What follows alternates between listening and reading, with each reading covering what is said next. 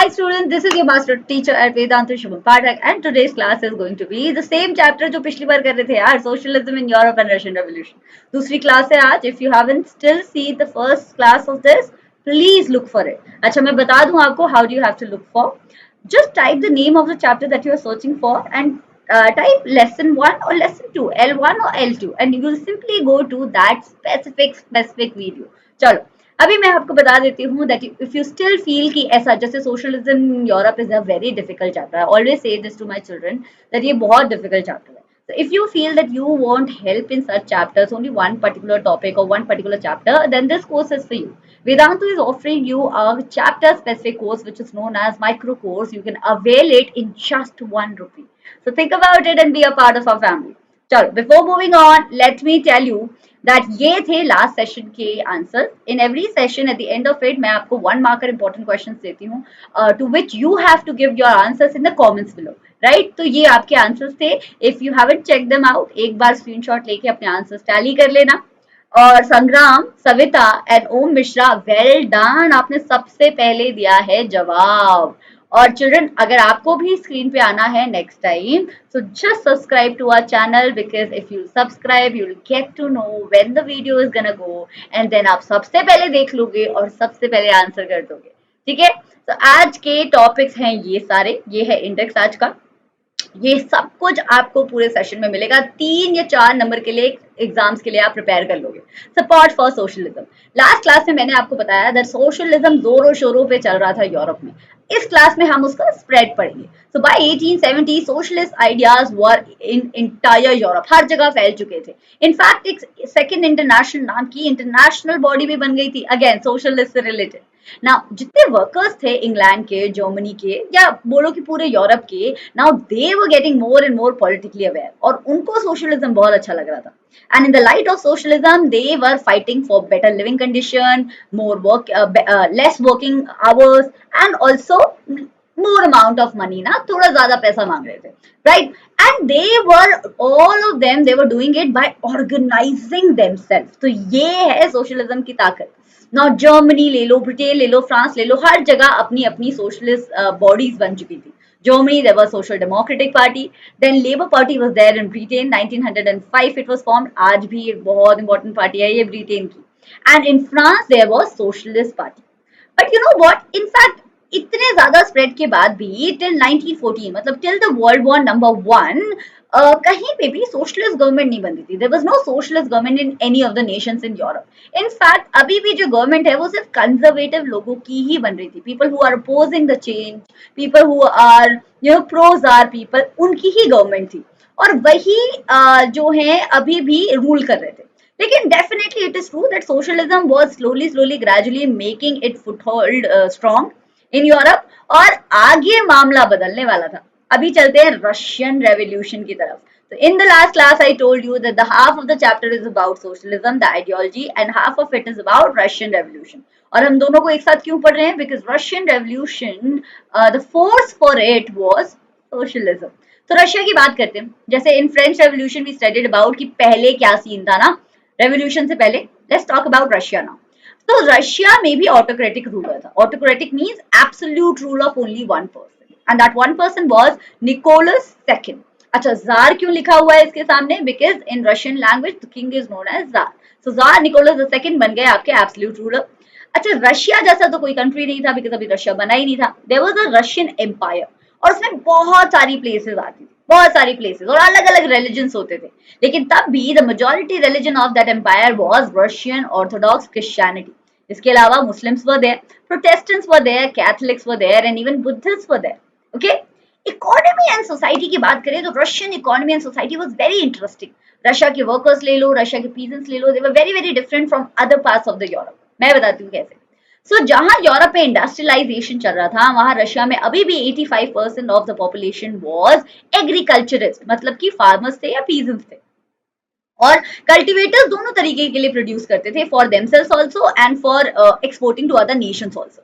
But the point is कि Russia अभी भी एग्रीकल्चर प्रो कंट्री रहा, right? Industries were definitely there but they were only in the pockets. मतलब कि एक जगह पे थोड़ी सी इंडस्ट्रीज दिख गई, दूसरी जगह पे थोड़ी सी इंडस्ट्रीज दिख गई, ऐसे पॉकेट्स बने हुए थे, right? For example Saint Petersburg and Moscow. And in fact there were still craft labourers in the society. तो अभी भी हैंड लेबर वाले क्राफ्ट्समैन भी थे. तो दो तरीके के वर्कर्स हो गए, one industrial worker and one craftsman worker, right. Foreign investment आनी शुरू हो गई थी by 1890s. Railway was also expanding. बच्चों रेलवे एक्सपैंड होता है तो प्रोडक्शन तो बढ़ जाता है.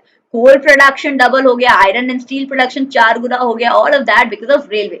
बोलोगे मैम क्यों? तो इसका आंसर है because railway facilitates in getting the raw material and even transport of the finished goods also. So railway अच्छा मीडियम है, ठीक है. बट इतना सब कुछ के बाद भी प्रॉब्लम्स वहीं की वहीं थी. Industries also had a lot of problem. First problem was government used to supervise only the industries. Government जो है क्राफ्ट वर्कशॉप्स में कोई भी ध्यान नहीं देती थी. एंड इन फैक्ट उनके सुपरविजन के बाद भी, even after government supervision, the rules were very well broken and very often broken, ठीक है. वर्किंग आवर्स भी बहुत ज्यादा थे. इंडस्ट्रीज में काम कर रहे हो तो 10 to 12 आवर्स है, और अगर क्राफ्ट यूनिट में काम कर रहे हो जहां government is also not looking after you, then you have to spend some 15 hours at work. तो ये प्रॉब्लम्स तो थी. There were divisions also. It's okay, right? Even teachers have divisions. I am your social science teacher, Abhishek sir is physics teacher, Anubha ma'am is chemistry teacher. So ये भी तो division है. ऐसा ही division imagine कर लो workers में. So they were cotton textile workers, they were metal workers, so on and so forth. They were divided. They used to wear different clothes also, and they used to have different small organizations also. But थोड़ी unity उनमें थी. अभी बात करते हैं उसके बारे में. But before that, let me tell you that women workers were also there in Russian society. Of course, they were paid less than the men because patriarchy, but थी जरूर women workers. Division among the workers can be seen in dress and manners too. जैसा कि मैंने बताया, workers आपस में ज्यादा रहते थे. Cotton textile worker will hang around cotton textile worker, metal workers will hang around metal workers. तो उनका अलग मैनरिज्म बन गया था, एक दूसरे से डिस्टिंक्ट. अनएम्प्लॉयमेंट बहुत देखी जाती थी. बोलोगे ma'am you just told us there were so many industries. Yes, even still there was unemployment because such a European population was booming like anything. So ये workers में वैसे तो बहुत डिसयूनिटी थी, मतलब आपस में डिस्पैरिटी थी, not disunity. But if at all there was any situation in which they had to go against a particular employer, अगर इंडस्ट्रियलिस्ट की बात करें तो उस केस में सारे वर्कर्स यूनाइट हो जाते थे. इनफैक्ट जो मेटल वर्कर्स हैं उन्हें तो लगता था they are the aristocrats of the worker societies because they were so rich, because they were paid more than the other workers. So मैं ये कह रही हूँ कि ये सारे वर्कर्स आपस में अलग अलग थे. बट जब कोई और आके उन्हें हानि पहुंचाना चाहता था, if somebody else would try to hurt them, they will all unite and they will even go to a strike also, protest also. So ये तो हो गई वर्कर्स की बात. Peasants की बात करें तो peasants were very interesting. When we hear the word peasants, we think of very mellow and very innocent kind of hard-working peasant, right? That's our image in the mind. No, no, no. Break that image away because Russian peasants were nothing like that. They were definitely not innocent. So Russian peasants क्या है? उनके पास land नहीं था. Most of the peasants did not have land. The land belonged to either the nobility or the church or the crown. ठीक है, तो अमीर लोगों के पास land था. Peasants of the Russia, most of them did not have any land. वो land पे काम करते थे. ठीक है. So they never use to respect their tsar. अच्छा, ये एक बहुत डिफरेंट चीज है बिकॉज इन फ्रेंच रेवोल्यूशन भी अगर आप देखो ना, so before the revolution the king was very respected by the people, but Russian peasants नहीं करते थे जार की रिस्पेक्ट या नोबिलिटी की या क्राउन की, किसी की भी नहीं. ठीक है. They were definitely divided. Some were middle class peasants, some were rich peasants, some were farm laborers. लेकिन तब भी उनमें unity थी. Most of them used to produce together and then divide the profit. इसे बोलते हैं कम्यून, या Russian language में बोलो तो मीर. One mark question, there you go. ठीक है. सो मैं बोल रही थी ना ये बड़ी डिफरेंट थे. डिफरेंस ऐसे, पहला पॉइंट तो है they did not use to respect the king, the tsar. Second point is they use to refuse to pay the rent. Rent पेने से ऑफन मना कर देते थे और अगर दोबारा मांगो तो पिटाई लगा देते थे. And third point is they won't even shy away from murdering their landlords. In fact 1905 तक तो पूरे रशिया में मर्डर्स कॉमन हो गए थे पीजेंट्स के द्वारा. और पता है क्या फोर्थ पॉइंट है आपका, but they were socialist. Naturally he socialist थे क्योंकि साथ में प्रोड्यूस करते थे, फिर प्रॉफिट डिवाइड करते थे. तो ये तो हो गई पीजेंट्स की बात.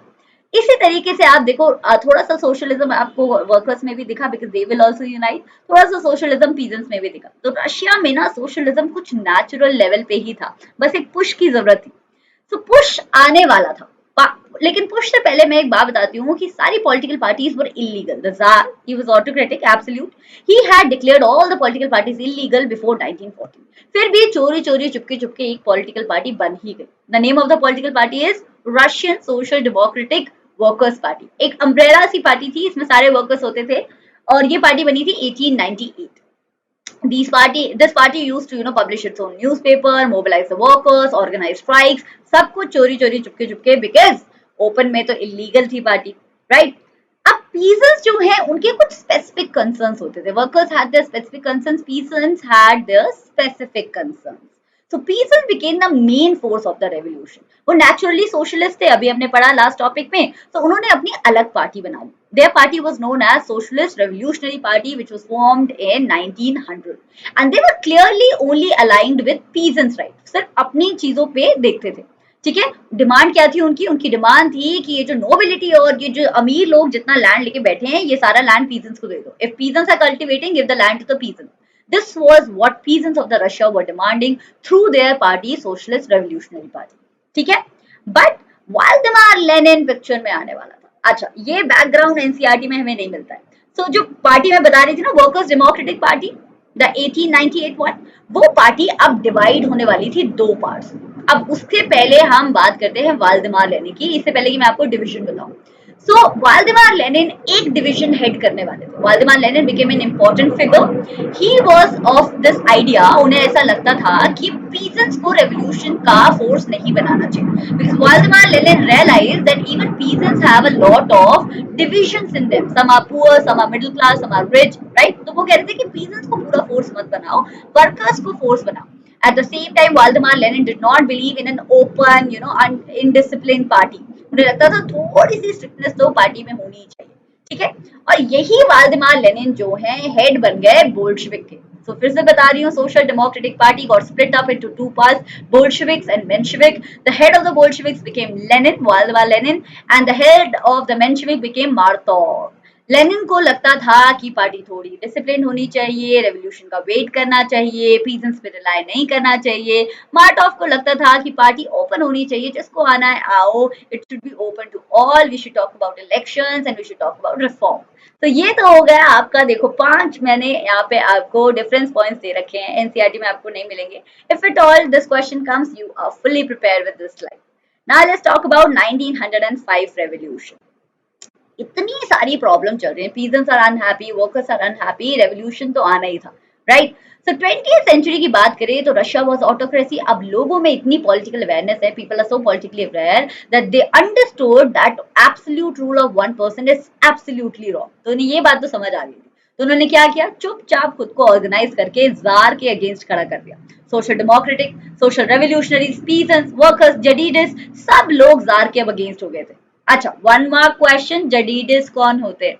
जडीडिस are the Muslim reformers. So they were thinking that अगर जार के अगेंस्ट जाएंगे, नई सोसाइटी बनेगी, नया कॉन्टेक्स्ट होगा, and maybe Islam would have some positive changes, some positive reforms in it. Okay, so those were the people Jadidis. Now 1905 revolution होने वाला था और ये रेवोल्यूशन एक कॉन्स्टिट्यूशन डिमांड करने वाला था.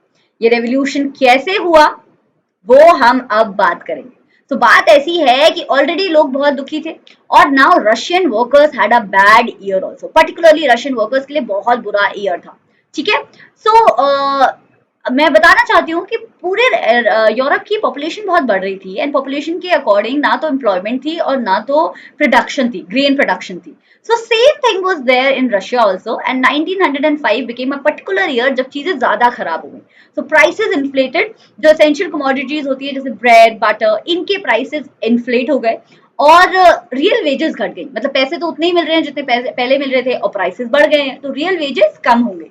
सो अब जो है गुस्से में वर्कर्स क्या करते थे, सोल्यूशन देखने के लिए वर्कर्स एसोसिएशन ज्वाइन करते थे, राइट. सो वर्कर एसोसिएशंस की मेंबरशिप धीरे धीरे बढ़ती जा रही थी because workers were more and more unhappy now. ठीक है. सो ऐसा ही एक इवेंट होने वाला था. अब क्या हुआ कि जब एक एक पर्टिकुलर इंडस्ट्री में से एक वर्कर एसोसिएशन के 4 मेंबर्स को निकाल दिया गया एक ही दिन के अंदर, तो वर्कर्स के अंदर गुस्सा आ गया. Workers organise themselves and they did bloody Sunday. This bloody Sunday is going to come in your exam, sure set for 3 marks. Short note आता है सीधे. तो इसके बारे में आज हम क्रैक कर लेंगे। ब्लडी संडे क्या था? That 1,10,000 workers organise themselves and under the leadership of Father Gapon they started marching. और पता है कहाँ निकले? They were going to Winter Palace. Winter Palace में रहता था tsar. So they were just going to talk to the tsar कि भैया ये मसला क्या है, क्यों हमें इतनी जॉब्स नहीं मिल रही हैं, हमारी रियल वेजेस कम हो रही हैं, look into our problems. But the Tsar got scared and the Tsar attacked the people. Police, Cossacks, Cossacks कौन होते हैं? Police with horses. तो उन्होंने तो पुलिस और कोसैक ही छोड़ दिया लोगों के ऊपर और फिर बहुत बड़ा प्रॉब्लम हुआ, मुठभेड़ हुई and 100 workers were killed and there was so much of blood on the road and it was a Sunday that this incident is known as bloody Sunday. और ये वर्कर्स बहुत ही छोटी छोटी चीजें डिमांड कर रहे थे, reduction in working hours, increase in their wages, improvement in the working conditions, but yet they were given police brutality. So ये तो प्रॉब्लम हो गई थी। So after those 100 people were killed, the entire Russian Empire woke up. They were like, नहीं नहीं ये तो बिल्कुल नहीं चलेगा, and there were strikes in every nook and corner of the country. Universities were closed down. Students, lawyers, doctors, engineers, teachers, entire middle class was now protesting. Union पे union बनता जा रहा था, बहुत बड़े बड़े यूनियंस बन रहे थे और अब सारा यूनियन मिलके एक ही चीज डिमांड कर रहा था, we want constituent assembly, we want parliament. So again tsar तो डर गया, जार ने बोला ओके ओके ठीक है, I am accepting your demands, you want a parliament, I will give you a parliament. तो पार्लियामेंट तो रशिया का बन गया, जिसे बोलते हैं रशियन लैंग्वेज में डूमा। फर्स्ट पार्लियामेंट बना, जार ने उसे डिसॉल्व कर दिया। ओके, डिसॉल्व कर दिया 75 डेज के अंदर। सेकेंड पार्लियामेंट बना, सेकेंड ड्यूमा बना और उसे भी डिसॉल्व कर दिया। सो उसने back to back 2 Dumas dissolve कर दिए। क्यों? क्योंकि उसने एक्सेप्ट तो कर लिया था डर के मारे कि ड्यूमा बन जाए, but he did not want any reduction in his power. Parliament बन जाएगा, then parliament would also have a say in Russian policies, right, which the tsar did not want. So he was, turn after turn, he was just dissolving the Dumas इसलिए।